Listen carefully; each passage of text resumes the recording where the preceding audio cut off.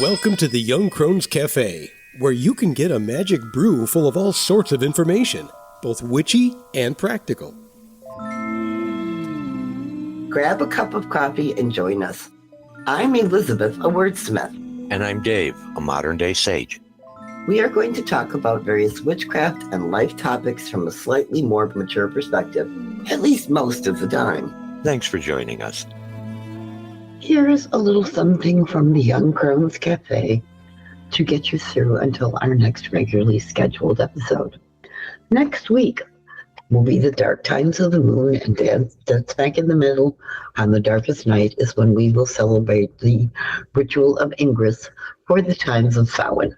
More on that next week in our new format. But for us, this is the time of year where we work most closely with the element of water and deal with some emotional stuff as we go along throughout the season. So, with that thought in mind, I thought tonight I would share a jar spell for insight with you. Because very often this darker times of year, this one we tend to get really introspective. You might want to get some clarity and thought. The dictionary defines insight as the power of seeing into a situation.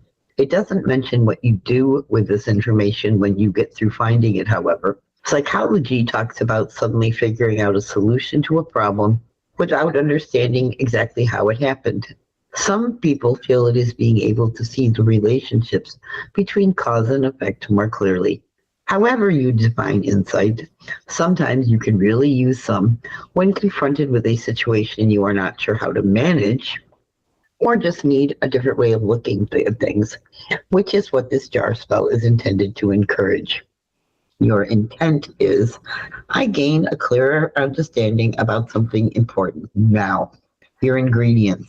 You need a jar with a lid, a yellow candle for sealing the jar, something to make flame, an intention scroll tied with yellow thread, rosemary for concentration, lemongrass for balance, orange peels for strength, an aquamarine stone for intuition, a howlite stone for mental serenity, a clear calcite stone for mental clarity, and a miniature light bulb, which is one of our modern spell ingredients, to see what is obscured. And the spell, I can't talk today, I apologize to our listeners. The spell chant to raise energy is, as I try to perceive what's right, I receive brand new insight. Now, the steps to create your jar. You assemble all your ingredients in front of you so that you can easily grab each one. Write the intention, which is I gain a clearer understanding about something important now, on a piece of paper, roll it up, and tie it with a piece of yellow thread.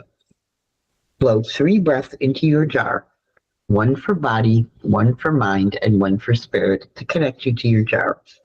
Place each item into your jar one at a time, starting with your intention scroll and repeating the chant each time you place an item to raise energy. And the chant is, again, as I try to perceive what's right, I receive brand new insight.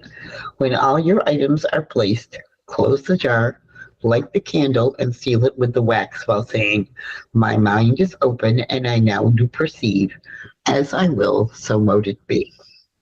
Now place the jar in front of you while you are working on a solution to a situation or looking for a new way of seeing things. So with that being said, I look forward to sharing more next week with our new format with you guys about how we manage a year in the practice of walking the path. And I look forward to talking about Ingress with you and how we calculate it and a whole bunch of other fun stuff.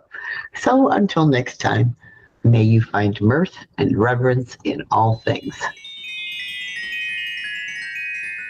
Well, it looks like the coffee cups are empty for this week.